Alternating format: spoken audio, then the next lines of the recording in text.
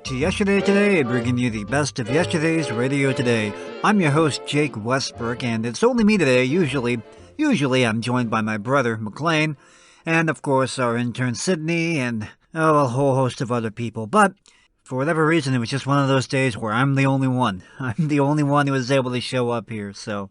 Well, it's not too big of a deal, though, because now I have the chance to present to you a couple of shows appropriate for the time of the month we're moving into. It is Halloween season, of course, and nothing quite gets you in the mood for Halloween like a good, spooky, old-time radio show.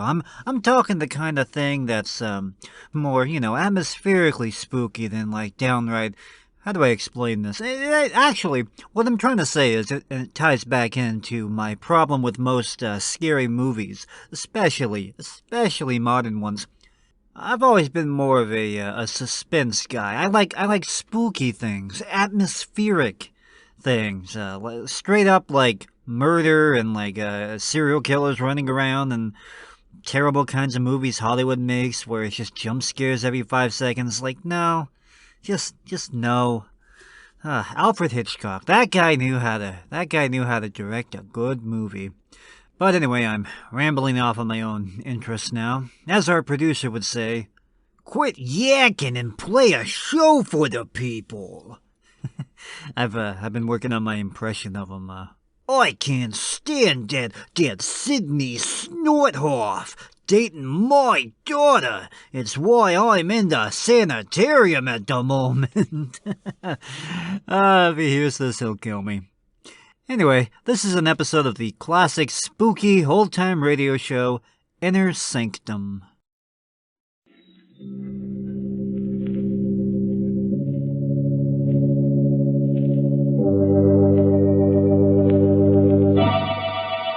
Lipton Tea and Lipton Soups present Inner Sanctum Mysteries.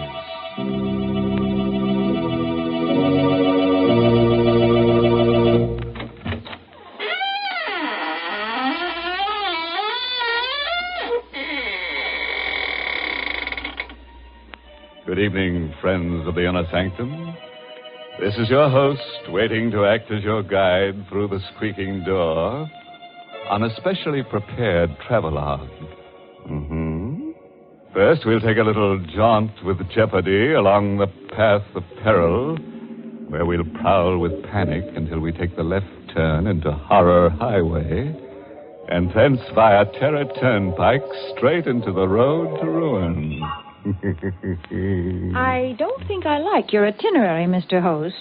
If you don't mind, I'd much rather take a shortcut to the Highway of Happiness via the kitchen. And pray tell us, by what signpost shall we recognize your blithesome Highway of Happiness, Mary? Well, you'll just know you're headed for pleasure when you take your first taste of swell Lipton tea. Because, what a world of contentment there is in every cupful. What flavor, what wide-awake flavor. No wonder the tea experts say there's only one word to describe Lipton's, and that's brisk. No wonder more folks enjoy Lipton's than any other brand of tea in the world. It's because Lipton tea never tastes dull, flat, or dreary. It's always lively and cheery.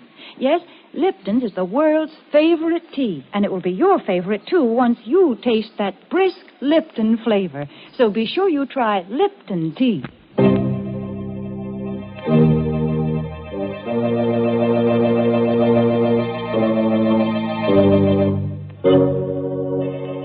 Listen now to the strange tale of a boy and his twin sister, and their dog, and the wreckers of Hurricane Cove. It's called Detour to Terror, an original radio play written especially for Inner Sanctum by Emil Tepperman. And here is Mason Adams as Jerry Watson to tell you the story himself. I had a strange, uneasy feeling all evening after Linda left to drive to Hurricane Cove. Somehow I had a presentiment of danger. Linda and I were twins, and always, in some uncanny way, each of us had been able to sense when the other was in trouble. Tonight, the feeling was very strong. Butch sensed it, too. He was only a mongrel pup, but he was smart. I shouldn't have let Linda go alone, but she had insisted.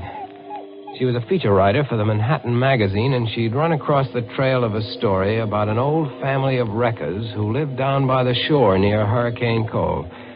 The tale went that this family had made a living in the old days by placing false signals on the shore in order to lure ships onto the rocks and then loot them. It was this story that she'd gone to investigate. Unwilling to go to bed with that uneasy feeling lying heavy upon me, I dozed in the chair by the fire with Butch's whine in my ears. It must have been a dream, because I saw Linda's white face floating in a sort of haze.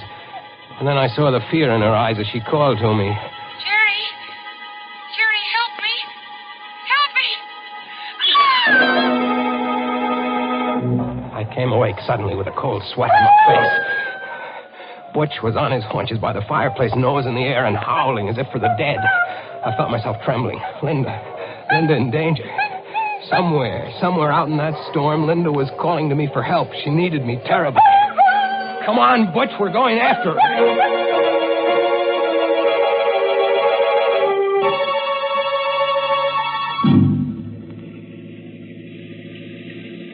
Within 20 minutes, I was speeding through the storm out along Highway 9. I remembered Linda's telling me just what route she'd take. See, Jerry, I'll go out on 9 to here, and then turn off on the old shore road.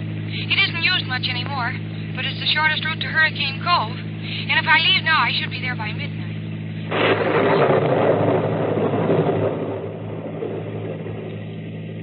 The mist lay heavy on the old shore road, and the rain drove against the windshield, and the swirling fog played strange tricks with my eyes.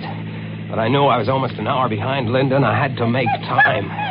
Now, don't worry, Butch. We'll catch up to her. We'll find her. If I could only go faster. It's fog. I can't see 20 feet ahead of me. Hey!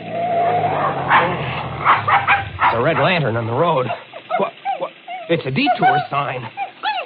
Bridge ahead, washed out. Detour. What'll I do, Butch? How do I know what Linda did? Did she drive straight ahead or did she take the detour? I've got to know. I can't sit here waiting. We'll take the detour, Butch, and pray it's the right choice.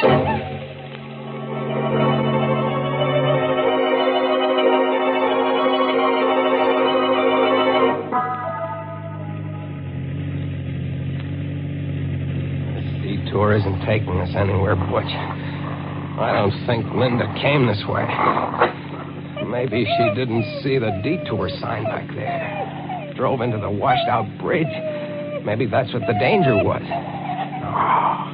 No, she couldn't have missed that red lantern even in the fog. She must have turned off. She must have come this way. Hey! There's the car, Butch, stalled in the ditch and blocking the road. It's Linda's car. Come on, let's get to her quick. Gosh, it's coming down and bucking. Never mind the lightning. Let's go. She's not in the car, Butch. I don't see her in the car. Oh, no, she's not in here. Linda! Linda! Where could she have gone, Butch? She was always scared of thunder and lightning. Linda! How can we look for her in the dark and the fog? What is it, Butch? What have you found over there? I'm coming, Butch. I'm coming. Where, Butch? Where, behind the tree? All right. Linda. She's not... Linda. Open your eyes. It's Jerry, Linda. Linda, don't be scared, Linda. Everything's all right. It's me. It's Jerry. Oh, Linda. Jerry. Yeah. Oh, thank heaven. Oh, Jerry, take me away from here. Sure, kid. Come on. Here, I'll help you out. Come on. My car's over this way. I must have fainted. I knew you'd come, Jerry. I had a feeling you would. I was afraid it might be too late. Here, get in the car. Yeah. Come on in, Butch. Gosh, you're soaked to the skin, kid. What happened here? Well, there was a man. He was hiding up there behind a tree. The headlights caught him when I got stalled in the ditch. How'd you come to land in the ditch? Well, there's a tree lying across the road.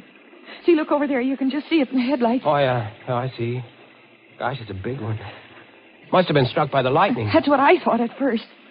But when I got out to look at it, I saw that it wasn't struck by lightning. What? Jerry, that tree has been deliberately cut. Linda, are you Sure I am. It's been cut by a saw. The minute I looked at it, I realized it wasn't any accident. Somebody meant to block this road. Great Scott. So I hurried back into the car, and I tried to turn around. I wanted to go back. You couldn't have turned around anyway. This road is too narrow. Yeah, well, I was too scared to realize that. I started backing up, and the rear wheels landed in the ditch. And it was just then that I saw the man.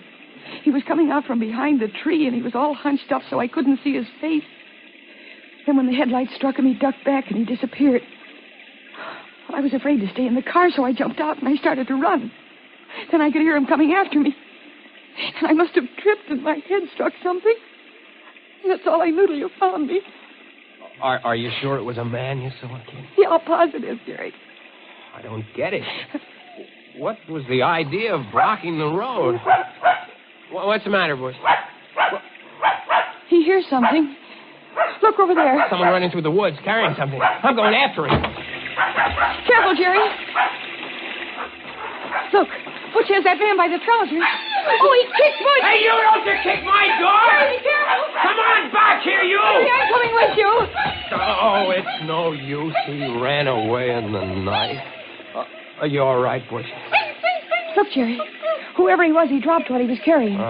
What is it? Looks like a big board of some kind. Here, I'll turn the flashlight on. What's the sign? It has lettering on it. What's it say? What's that? Great Scott. What is it, Jerry? It says, bridge ahead, washed out.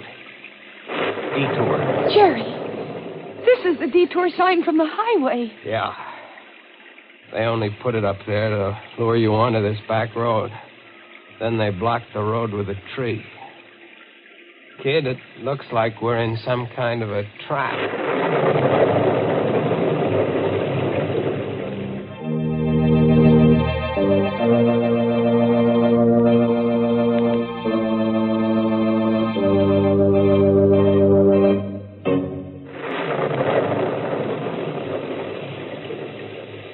We got back in my car, wet and shivering, Linda, Butch, and I. And we tried to figure out what to do. Don't you see, Jerry? This is the way those old-time wreckers used to work. They'd place false signals on the shore so that the ships would be lured onto the rocks. Mm-hmm. You think that phony detour sign back It was there... just like a false signal to a seaman. It lured us onto this back road. When they get good and ready, they'll come for us. Maybe you're right, kid. Well, Jerry, we can't just sit here and wait to be murdered. Look, Linda, up there in the hill through the trees. See those lights? Looks like a big house. Hey, maybe they've got a phone. We could call the police. Uh-huh. And maybe... Maybe what, Jerry? Nothing. You think maybe they're the ones who lured us here? We'll have to take the chance, Linda.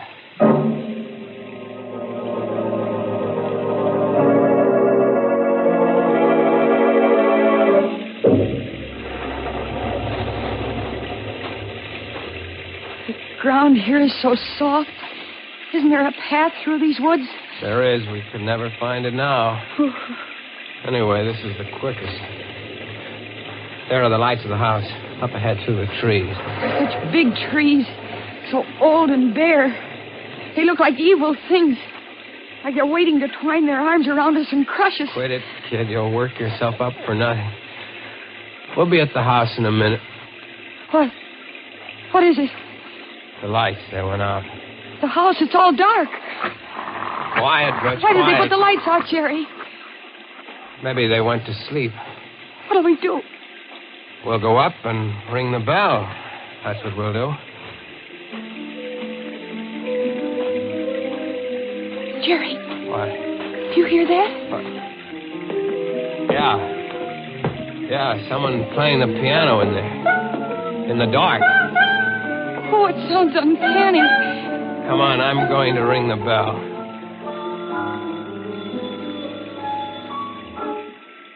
Piano stopped. Yeah. I think I hear someone coming. Still no lights. It gives me the creeps. Someone's opening the door. Good evening. Caught in the storm, eh? Won't you come in? Your lights, aren't they working? How stupid of me. I'd forgotten. There. That better? Yes, thank you. I'm Jerry Watson. This is my sister, Linda. This is Butch. How do you do? My name is Considine. Gregory Considine. And you're quite welcome, I assure you. Mr. Considine, there's been a tree cut across the road down there. Tree? Cut? You mean struck by lightning? Well, I don't think so, sir. I think it was done deliberately. I'd like to use your phone to call the police. I'm so sorry. The phone is out of order. The storm, you know. I'm sure you must be mistaken about tree. You must be soaked through and through. Please, follow me into the library. I'll get you some dry clothes. Jerry, did you see his eyes? He's blind. That's why I was playing the piano in the dark. Right in here, please. It's a nice crackling fire. You can warm up while I ring for my handyman. Matt will be here in a moment. I heard what you said to your brother, Miss Watson. Oh, I'm sorry. Not at all. I managed quite well. You live alone here, Mr. Considine? Just my brother Vincent and I, and Matt, of course. We seldom see strangers here. No one uses this old back road. Mr. Considine, someone put a phony detour sign out on the main road. Really? Sounds almost incredible. Ah, here's Matt. You ring for me, Mr. Gregg? Matt, this is Miss Watson and her brother, and Butch. They've been caught in the storm. I think there's some dry clothing in the west room. Yes, Mr. Gregg. Yeah, this way, please. Are you in there, Greg? What have you done to those people? Oh, dear. It's my brother Vincent. I'm afraid I'll have to ask a favor of you. Please overlook anything Vincent may say. He's, shall I say, a bit strange. Oh, here you are. Well, introduce me to your friends, Greg. Go upstairs, Vincent. Go upstairs, Vincent. Is that all you have to say to your brother? What are you going to do to these people? What are you planning for them? Vincent. You can't shut me up. Look here, mister. And young lady. Take a bit of advice from me. Don't stay in this house overnight, or you'll never live to see the morning. Get out, quick. Matt, you know what to do. No. Yes, Mr. Gregg. No, please, keep away from me, Matt. Keep away. I warn you, mister, get your sister out of it. No, let go of me, Matt. Hey, he knocked him Out. I regret that it was necessary, Mr. Watson. Vincent is difficult at times. Please pay no attention to what he said. I'm very sorry that you had to witness this painful scene. Matt, please carry Mr. Vincent upstairs and lock him in his room.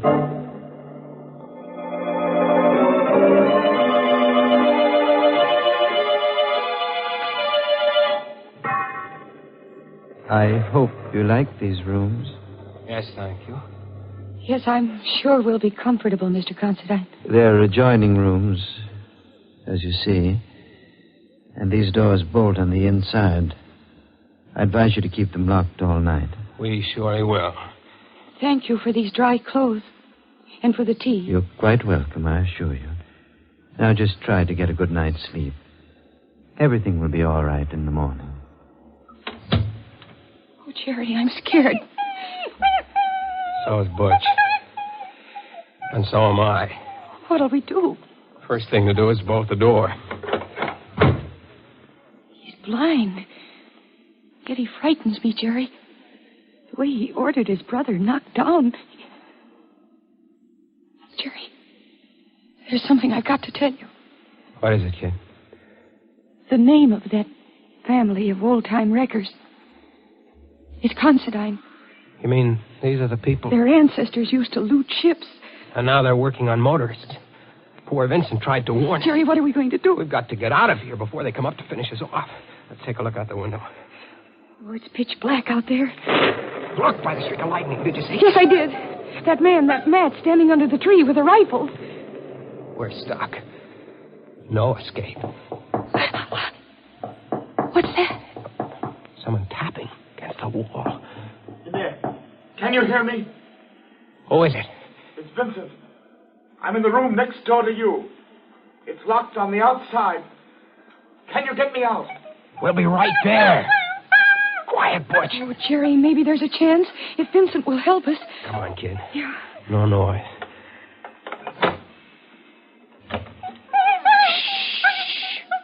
Come on. Here, this is the door. Look, it's bolted on the outside.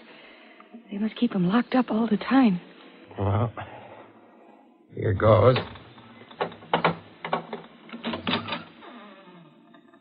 Vincent? Here I am. Don't make any noise. My brother has ears like a cat. And don't let him fool you. He may be blind, but he's more dangerous than any man who can see. How are we going to get out of here? Matt's watching outside with a rifle. Listen. The piano. My brother is amusing himself in the dark. He always plays the piano when he has something on his mind. Do you know any way for us to get out of here? Well, there's only a slim chance. Now listen to me carefully. The only chance is to get out the back way. But you have to pass the open living room door downstairs. And Greg is in there at the piano. And what'll we do? Well, you wait here. I'll go down first. See if they've left the cellar door unlocked. I'll come back for you. Please, don't move until I return. Be careful. Don't worry. I will. Jerry, what'll happen if Greg hears him? Greg will probably call Matt and then lock him up again. And what'll become of us? We'll worry about that later. Jerry, he stopped playing. Yeah. Do you think he heard Vincent coming down?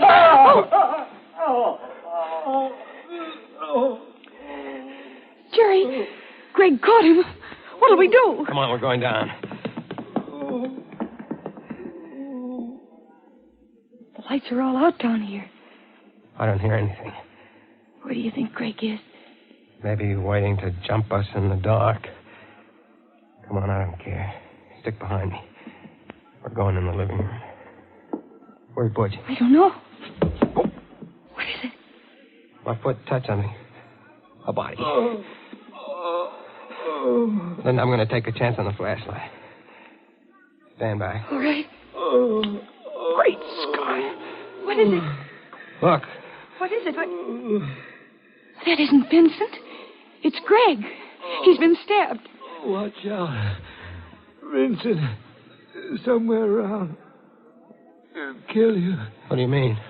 My brother Vincent, the one who's been doing the wrecking. We always keep him locked up. But tonight, he got away. Planted the detour sign. Cut the trees. Vincent did all that. Matt and I, we tried to stop him. Matt went out to the road, took down the detour sign, but it was too late. Watch out. He'll be back to kill you.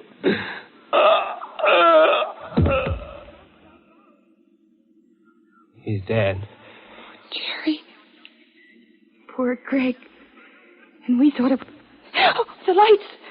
Thank you for waiting for me. Vincent. Where'd you get that rifle? From Matt. He won't need it anymore. What are you going to do? What do you think? You're crazy. Well, aren't we all? Now, my good friends, if you'll just say a prayer. Any little prayer will do. Don't point that gun at my sister. It won't do you any good to stand in front of her. This rifle is a 30-30. Now, if you're ready... Jerry, he's mad. Look out! Butch! Attaboy, Butch! Let go of the gun!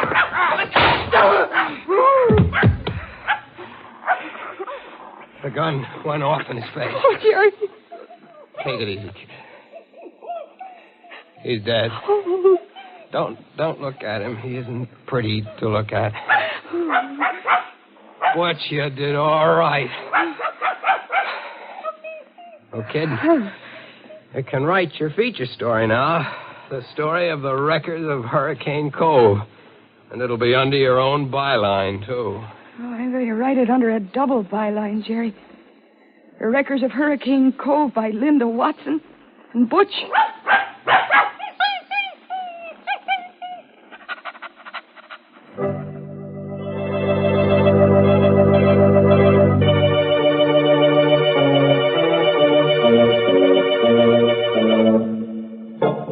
Well, Butch, how does it feel to have a byline?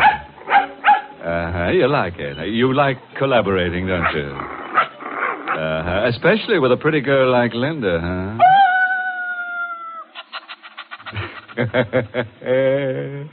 Which just goes to prove that there's a little bit of wolf in the best of dogs. But do you know the difference between a wolf call and a wolf whistle, Mr. Host? Let me think. When a fella gives a wolf whistle, he's starved for love. And when he gives a wolf call, he's just plain starved. In which case, there's just one thing to do. Feed him. But if you really want to appeal to his better nature, see that he winds up every meal with a good big cup of satisfying Lipton tea. Men certainly go for that brisk Lipton flavor. It's so lively and full of zip. So make a note right now to ask your grocer for Lipton tea tomorrow morning. Once you taste full-bodied Lipton tea, you'll know why you find Lipton tea in more teacups than any other brand of tea in the world. For Lipton is tea at its delicious best. Start enjoying it real soon. Get the tea with brisk flavor. Get Lipton tea.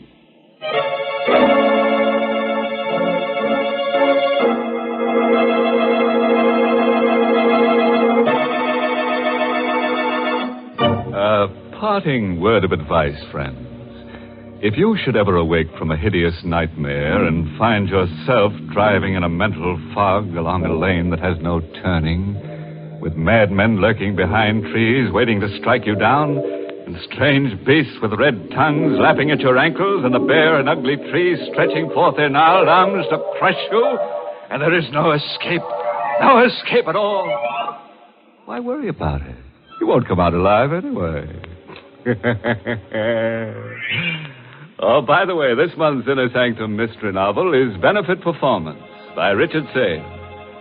And next week, the makers of Lipton Tea and Lipton Soups will bring you another Inner Sanctum story, directed by Hyman Brown, and called Murder in the Night. Correction. There'll be 3 murders.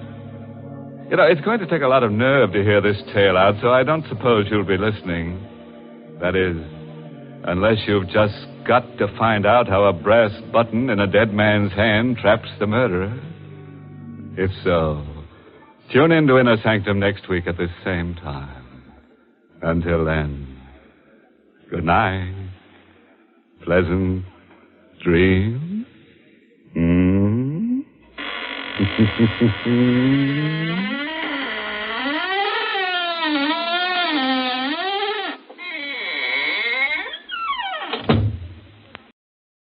Welcome back to Yesterday Today. That was Inner Sanctum. Up next, I have an episode of The Whistler, which wasn't necessarily meant to be a spooky old-time radio show. It was more like a crime drama kind of thing. I've never quite known what category to put it in. It's definitely a unique show, but this is an episode that I think kind of fits in with the theme today. It's called Death Comes at Midnight. So here's that for you. Wait a minute. Have you heard the strange tales of the Whistler?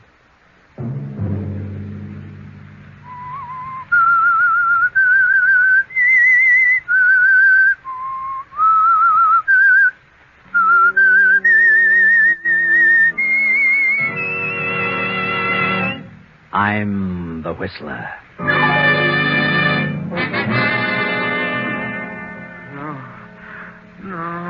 No, I don't want to die.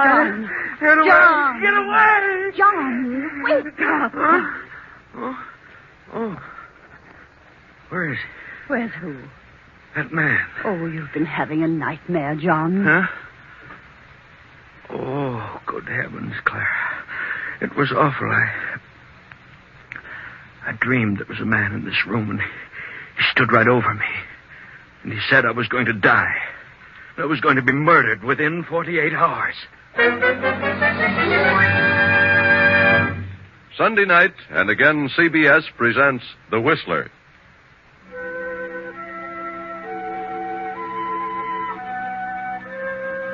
I, the Whistler, know many things, for I walk by night. I know many strange tales, many secrets hidden in the hearts of men and women who have stepped into the shadows.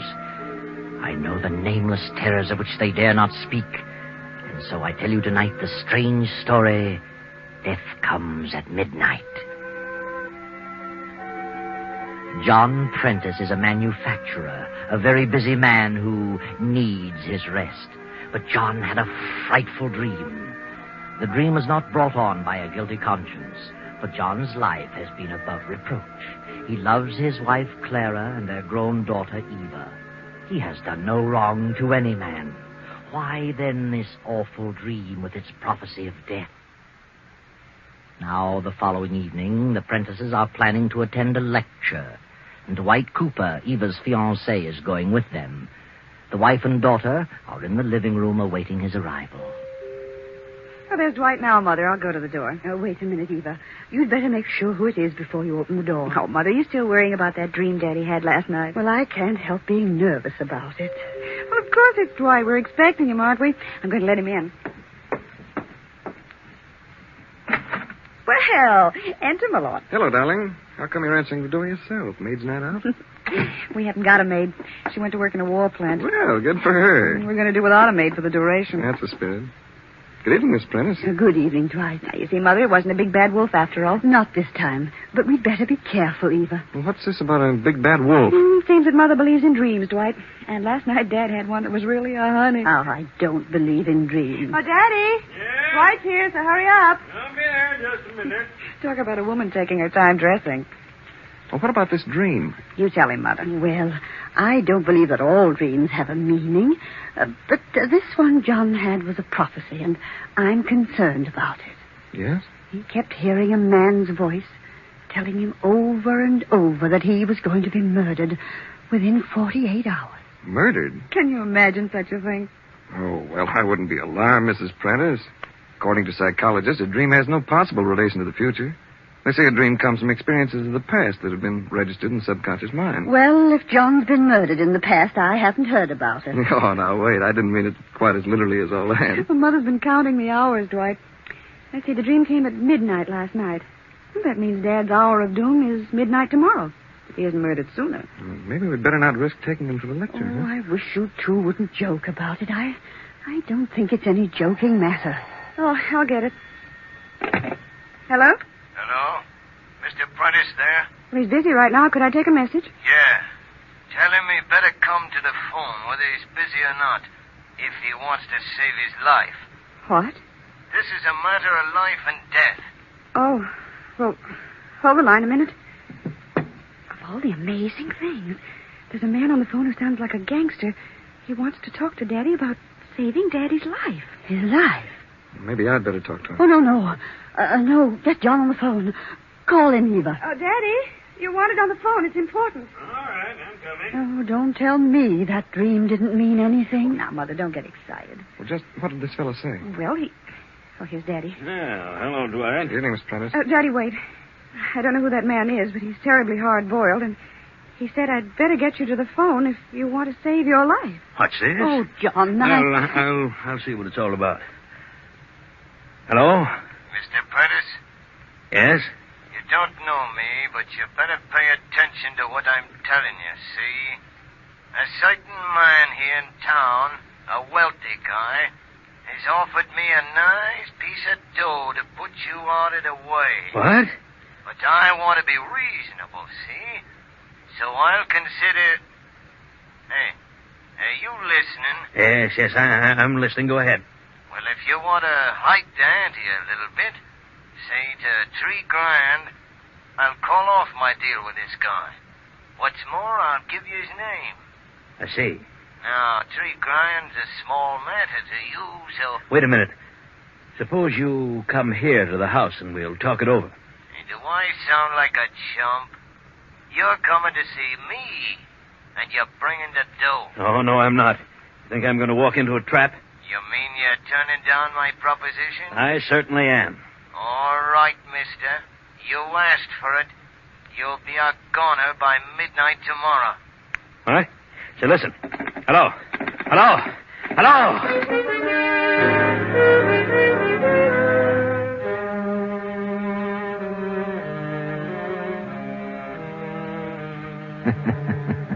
Midnight tomorrow. Now, not only in a dream, but in actual fact, John has been told that he will not live beyond that hour. John phones the police, and a few minutes later, Captain Arnold arrives at the house. Mr. Prentice, can you think of anyone who'd like to have you put out of the way for any reason at all? No. No, Captain, I really can't. Now, you've been in business a good many years. How about your business rivals? Well, of course, I've made a certain amount of enemies, of course. But I don't think any of them would go so far as to hire somebody to kill me. You never can tell. Suppose you name some of your enemies. Oh, no, I'm afraid, Captain, I couldn't do that. Well, see here, why not? Well, frankly, because I might be causing an innocent person a lot of embarrassment. Oh, well, what of it? We've got to get to the bottom of this some way. Have you had a quarrel with anyone recently? No, I haven't. Think carefully now. Well, yes, come to think of it, I did have a rather heated argument with a man the other day in my office. Oh, but I'm sure... Well, then, who was he? I'd rather not say. Was he a wealthy man? Yes. Then tell me his name. Oh, no, Captain, I'd rather not. If you'd go to his house and question him, I don't want... How can the police help you if you won't help yourself? Well, this is none of my business, Mr. Prentice, but if I were you... No, Dwight, there's no use arguing. Got my own ideas on the subject. Well, that's that, I guess. We'll have to conduct our investigation without your help, Mr. Prentice. Oh, by the way, Captain, I'd feel a lot safer if you'd send an officer out to watch the house tonight. Well, I brought a man with me. He's out in the car. I'll leave him here. Oh, that'll be fine. I'll leave the car, too, in case he needs it. Well, we'll do what we can, Mr. Prentice. Let us know the developments. Oh, of course, and I want to thank you, Captain. Good night. Good night. Good night, Captain.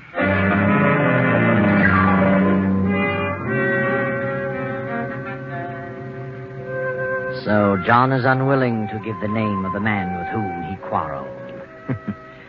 Is it really because he's concerned about the possible embarrassment of an innocent person? Tonight the house will be well guarded, and as an added protection, Dwight has agreed to stay in the Prentice home.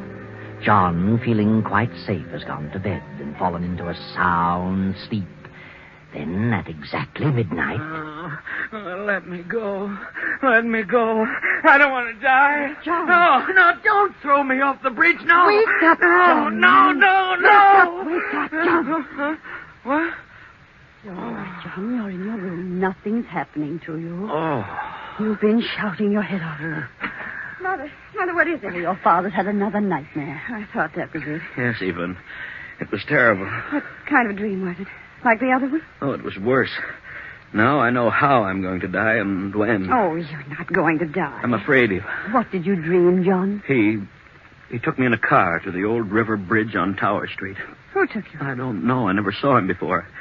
He tied my hands behind me with a rope, and when we got to the bridge, he dragged me out of the car and threw me into the river. Oh, my heavens. Now, Mother. Just as we came to the bridge, I saw an illuminated clock. The hands were pointing to 12. That's when I'm going to die. Oh, Daddy. What time is it now? Well, it's after 12. Oh. Then it's tomorrow at midnight, just like that man said. Daddy, don't talk like that. This dream doesn't mean anything. What about my other dream? It meant something. No, it didn't. That phone call didn't have a thing to do with your dream. It was just a coincidence. Things will look different to you in the morning. Eva. Yes? Would you mind sending Dwight in here? But he's asleep, Daddy. I know, but please send him in. I want to talk to him. Well, all right.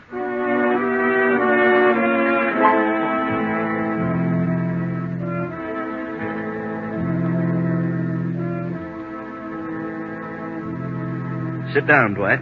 They told me about the dream, Mr. Prentice. But I wouldn't let it bother me if I were you. I can't help being bothered. The dream was so vivid, Dwight, and it fits in so perfectly with what's happening in real life. Yes, I'll admit that's rather strange. The reason I sent for you, well, if anything should happen to me, I want you to sort of take charge of things for Clara and Eva.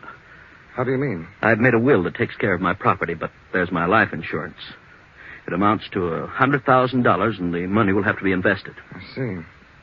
Who's the insurance payable to? Clara, but of course she knows nothing about investments. You advise her, will you, Dwight? I've got faith in your judgment. Yes. I'll be glad to help in any way I can. Come to think of it, I owe a payment on that policy right now. But the grace period isn't up for a couple of days yet.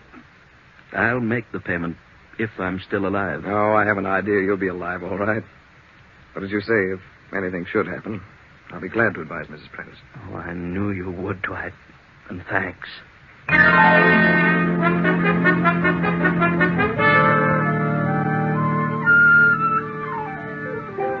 Next morning, John announces that he will stay at home all day. Clara, upset by the events of the night before, remains in her room. But John is feeling much better. He views things differently with the coming of a new day. He will not yield to this feeling of inevitable doom. He will fight the situation. Hello? Mr. Prentice? Oh, it's you again. Dwight, get on that extension in the library. Just, thought I'd call and ask if you've changed your mind. No, I have not. What's more, I defy you to even lay a hand on me. I'm being protected by the police. Well, ain't that fine? So you won't come across, huh? No, I won't. Look, Prentice, the water in that river is awful cold. What? What did you say? Hello? Dwight, did you hear that? What's the matter, Daddy? I heard every word. Sounded like he meant business. Something wrong? That man, he phoned me again. I don't know what to think. Well, what did he say? He wanted to know if I changed my mind, and when I told him I hadn't, he told me the water in the river would be awfully cold. What? How did he know about my dream? How did he know? Yeah, it's the most uncanny thing I ever heard of. What's the answer to all this? Daddy, he didn't know about your dream. It's just the other way around. Well, what do you mean? I'm afraid Mother's right. Your dreams are foretelling the future, Daddy. They're warning you of what's going to happen.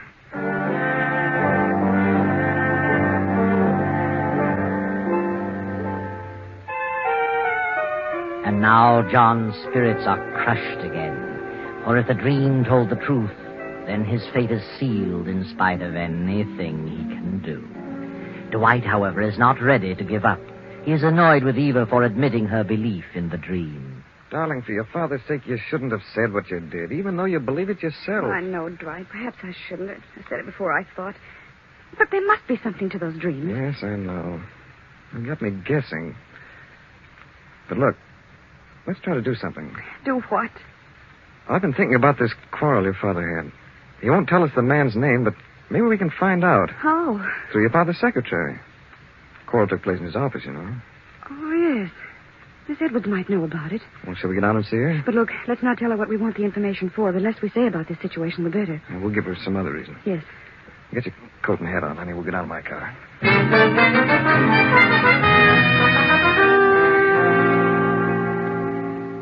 Miss Edwards, this is Mr. Cooper, my fiancé. How do you do? Miss Edwards? We'd like to ask you a few questions if you can spare us a few moments. Why, yes, of course. My father isn't feeling very well today, and that's why he didn't come down.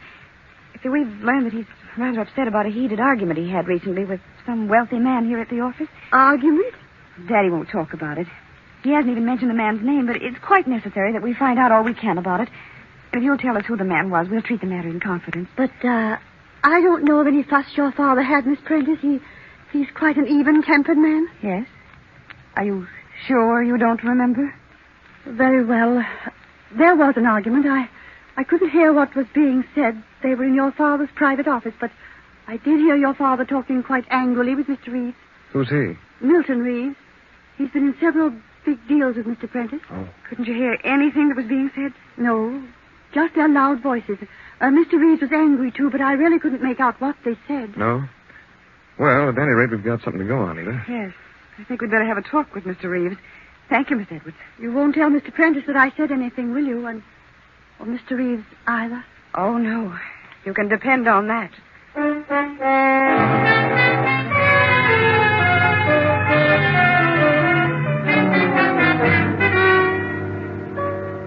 I'm Dwight Cooper, Mr. Reeves. And this is Miss Prentice. How do you do, Miss Prentice? John Prentice's daughter, aren't you? Yes, I am. Well, what is it, Mr. Cooper? I'm in a bit of a hurry. I'm going away on a trip this afternoon. I'll be very brief. We've heard that you and Mr. Prentice had some sort of a disagreement with each other a few days ago. Yes? Who told you that?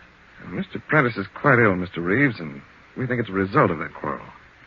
If we could find out something about it, we might be able to straighten him out. Well, John knows all about it. He won't talk about it, Mr. Reeves. He won't, eh? Well, John shouldn't let a thing like that get him down. Business is business, you know. He wanted me to renew a loan, and I refused to do it. So that was it. In his particular business, well, I don't know what the future will be with all this rationing and priorities. Had you promised to renew the loan? Well, as a matter of fact, I had. But I changed my mind, which is my privilege. John wanted me to wait a few days. Said he was trying to borrow some money from the State Mutual. But I didn't think it was good business to wait, so I called the loan. Oh, I see. I imagine that made him pretty angry. Did it? You'll pardon me, Miss Prentice, for talking so frankly about your father, but really, I never heard a man get so abusive in my life. Why, he actually threatened me. Yes? He acted like a schoolboy. Said he'd get revenge. Do you think he will get revenge? Oh, no, Oh, yes. You're afraid of him, aren't you? You'd like to arrange things so he couldn't possibly get revenge, wouldn't you, Mr. Reeves? Did you threaten him? Say, what are you getting at? I think you know what we're getting at. I do not. Now, see here. I've told you all I'm going to tell you, so now I'll ask you both to leave. Surely. You've told us quite enough, Mr. Reeves.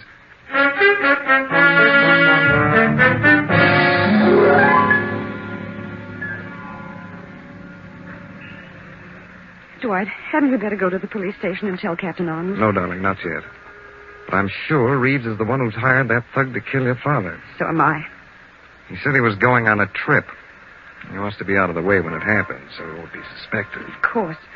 Then why shouldn't we have him arrested? I'd like to get more evidence first. I want to find out more about that loan. Who do you think could tell me? Well, Mr. McAdams ought to be able to tell you. He's the treasurer of Daddy's firm. All right, I'll go see him. Look, honey, suppose you take a taxi and go on home. See how things are getting along. Oh, Dwight, Please, honey, I may have to do some running around. Look, don't tell your father about this. Oh, no. All right, Dwight. But don't be gone too long. I won't tell him.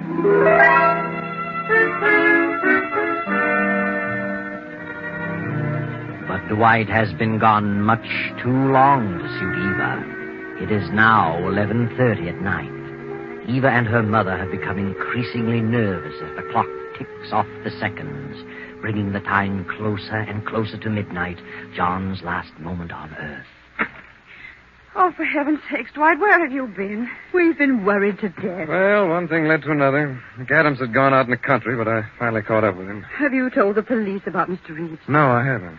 Where's Mr. Prentice? In the library. Oh, he's in a terrible state of mind, Dwight. He's got the door locked. He told the policeman to stand outside his window. Listen. Someone at the door. Oh, my heavens. Oh, why didn't the police... Now, don't get panicky, I'll Mother. see who it is. Open the wicket. It's a messenger boy. It might be a trick. It looks all right. Telegram for Mr. Prentice. All right, I'll take it. Signed here. There you are. Here. Oh, thanks, mister. I wonder who'd be... Mrs. Prentice, have I your permission to open this message? For certain reasons, I'd like to see who it's from. Why, yes, Dwight. Go ahead. What is it, Dwight? It's important. Very important. I've got to show it to your father right away. Mr. Prentice, open up. It's Dwight. Mr. Prentice. It's all right, Daddy. Unlock the door. Dwight's got a telegram for you. Why doesn't he answer? We'll go outside and look through the window. The officer's out there. Come on.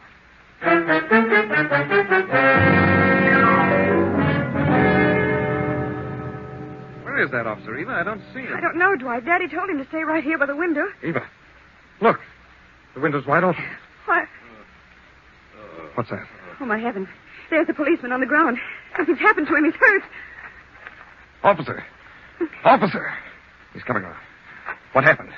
I seen a car drive up in the alley. Oh. A light-colored sedan. And just as I started to investigate, somebody slugs me in the back of the head. That's all I remember. And they've got him.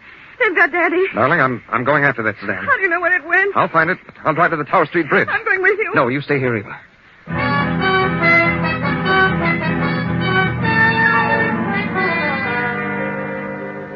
And why does Dwight think he'll find the light-colored sedan at the Tower Street Bridge? Is it because Mr. Prentice saw that bridge in his dream? Or is there another reason? A reason known only to Dwight? But Eva can't wait, and so a moment later another car speeds toward the bridge. The policeman's car. The officer is at the wheel, and Eva and Clara are by his side. Oh, officer, can't you go faster? I'm driving as fast as I can, Miss Prentice.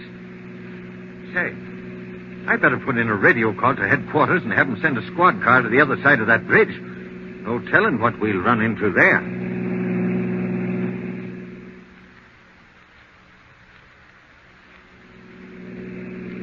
There's the bridge right ahead, officer. And there's the clock. What clock? The one Daddy saw in his dream. And look, it's midnight. I don't know nothing about the dream, Miss Prentice. All I see a car out on the bridge. You see it? That's the baby. That's the one I saw at the house. Where's Dwight's car? Dwight's car isn't there. He must have got lost. Say, we'd better watch our step. The squad car ain't come to the other end yet. Oh, hurry, officer. Now, don't you get out of the car. You stay here. I'll see what's going on. Yes, but hurry.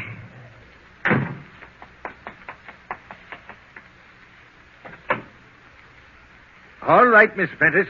You and your mother can come here. Is Daddy there? There ain't a soul here. The car's deserted. Oh, there were two ladies.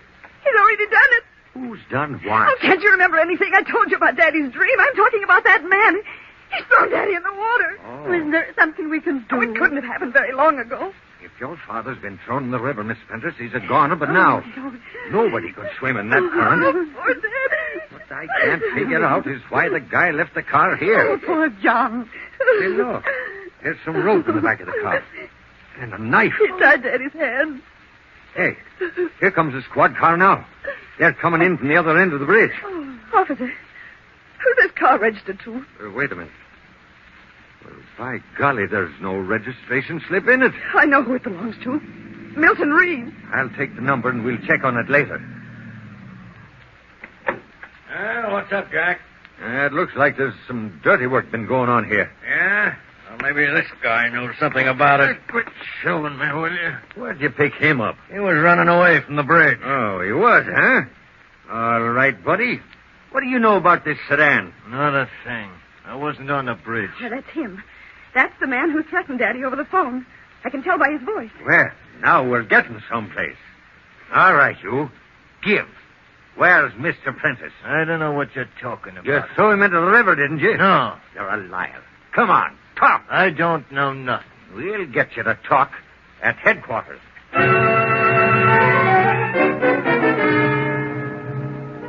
A few minutes later, and the river is being dragged for Prentice's body. But what has become of Dwight? He hasn't been seen since he drove away toward the bridge. The two heartbroken women return home to wait for the sad news. They step into the house, and Mrs. Prentice breaks into a sob. Oh, come, Mother. You must try to get hold of yourself. We must try to be brave. Oh, I know, dear. I know. What has become of Dwight? Oh, I don't know what on earth could have happened to him. Eva, darling. Dwight, what are you doing there in the library?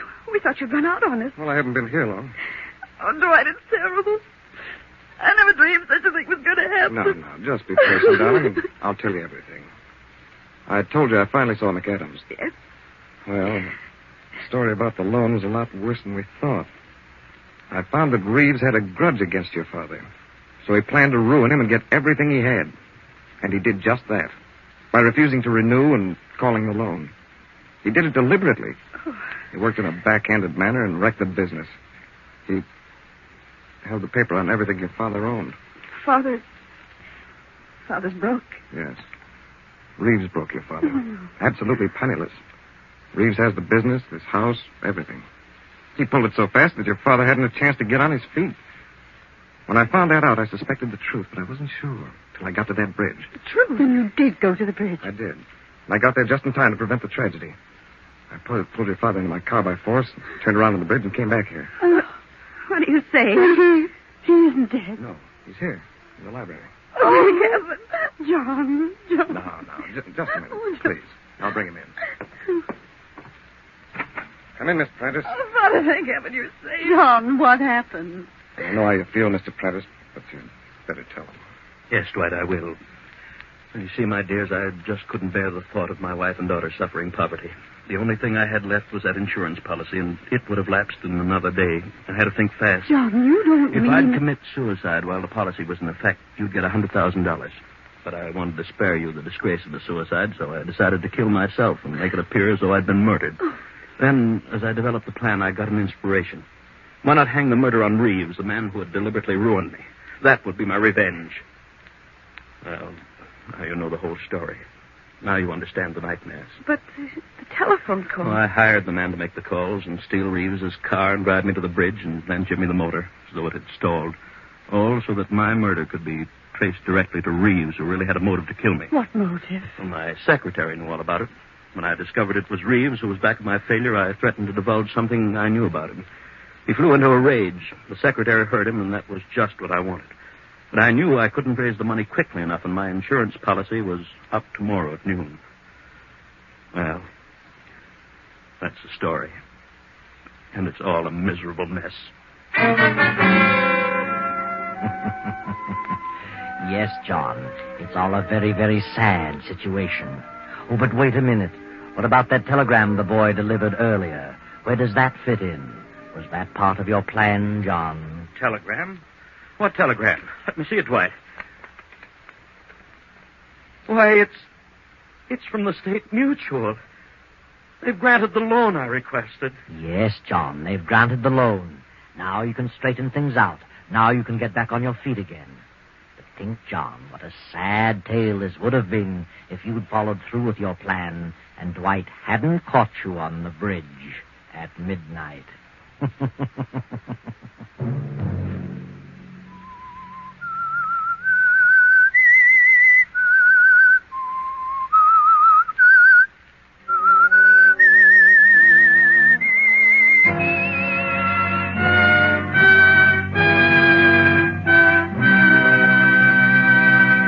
CBS has presented The Whistler.